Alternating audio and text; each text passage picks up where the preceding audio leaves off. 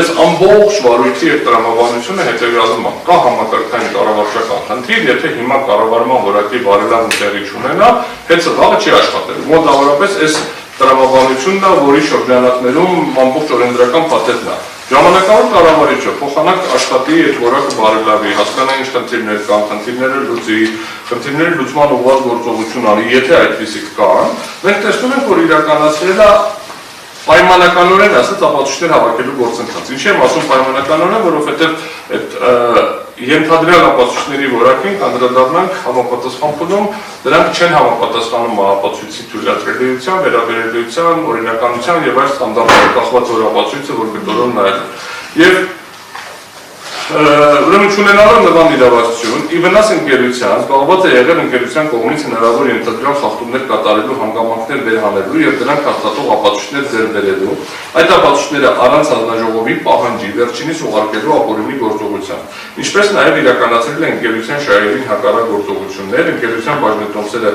պլանավորված հաջորդ քայլով ձեռք բերելու ժամանակ դրանք ենթադրաբար շուկայական արժեքի նվազեցման համար, որովհետև այդ քննարկումները բավականին ինտենսիվ տեղի ունեցան։ Ընդ որում, շատ կարևոր է այստեղ արձանագրել, որ ընկերություն ունենալու պարտականություն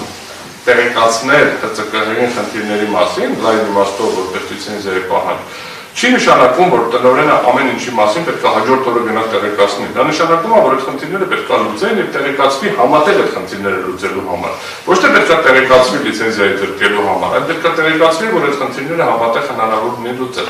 Մենք ցույց կտանք վարույթի շրջանակներում, որ խնդիրների լուծման ուղղված որևէ գործընթաց չկա։ Առկա են բացառապես գործողություններ, որոնք առաջ են բերել ավելի խոր խնդիրների, այդ թվում նաև ամանորին 3 օրից ավել հոսանքազրկումների։ Այդ թվում նաև sense երբ որ հպարտությամբ ասում են, այս տենդերներն ենք չեղարկել, են տենդերներն ենք չեղարկել, են մատակարարումները տեղի չի ունենա, որովհետև մեր դուր չի գալիս գինը,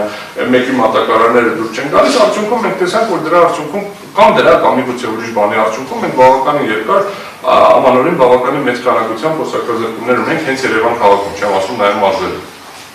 Հանձնաժողովը փոխարեն օրենքով իրեն տրված լիազորությունների շրջանակներում պարզել հաղորդման մեջ նշված ենթադրյալ խախտումների առկայության կամ բացակայության հանգամանքները վիճակվող ակտ ընդունել է որպես կանոն ժամանակավոր կառավարչի կողմից, ապօրինի կողմից ներկայացված նյութերի հիման վրա։ Ընդ որում կներկայացնենք, որ հանձնաժողովի լիազորությունները ըստ էության երկու լիազորություն ունի՝ տեղեկատվության պահանջ եւ մոնիտորինգներ։ Որպես վարչական մարմին կարող է տեղեկատվություն պահանջի, լայն վարչարության հիմունքներով կարող է տեղեկատվություն պահանջի այլ մարմիններից եւ մոնիտորինգներ։ Երկու մոնիտորինգ է իրականացվել, այդ երկու մոնիտորինգի հետ կապված կրկին կարգի հետ կապված խնդիրներ կան դրանք անդրադառնամ եւ փաստաթղթեր է ստացել, ընդ որում ինչքան էլ տարօրինակ չլինի, դրա մեծամասնությունը տեղի է ունեցել վարչական վարույթի վերջին երկարացված 1 ամսվա ընթացքում։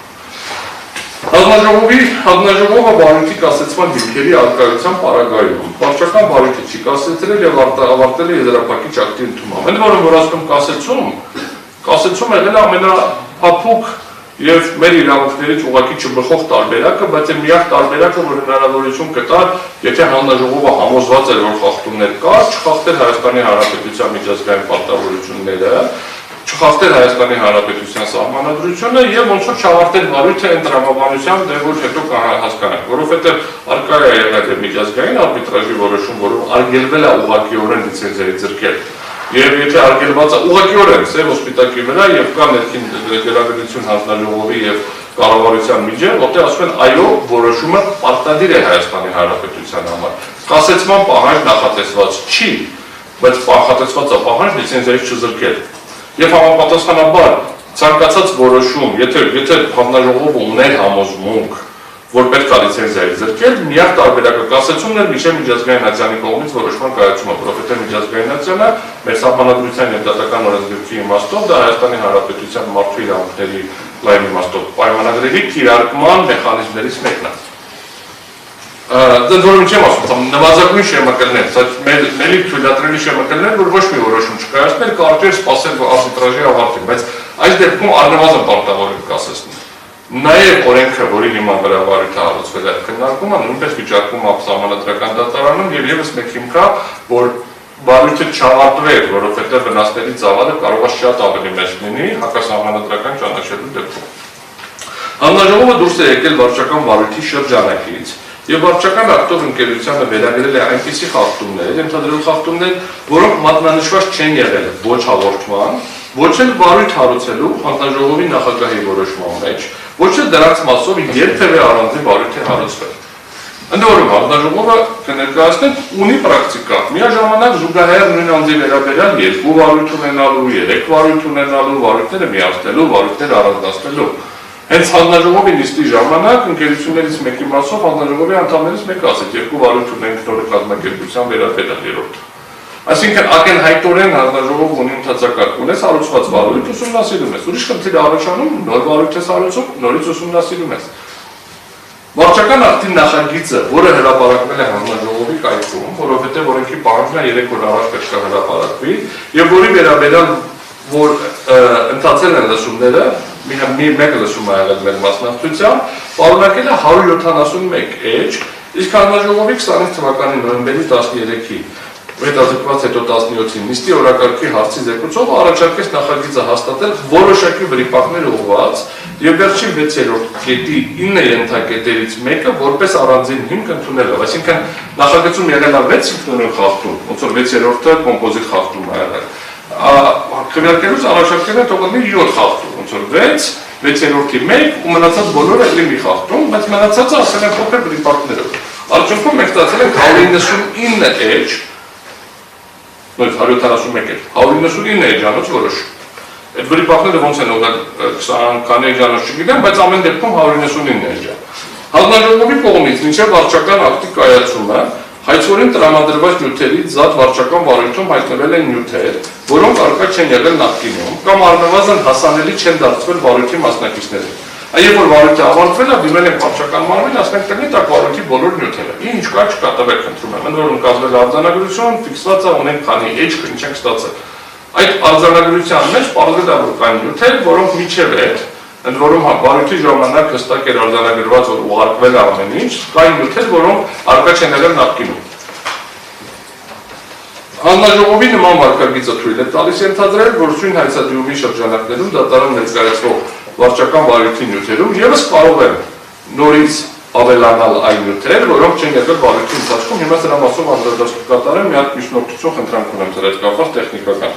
Հանձնաժողովը 5 անդամ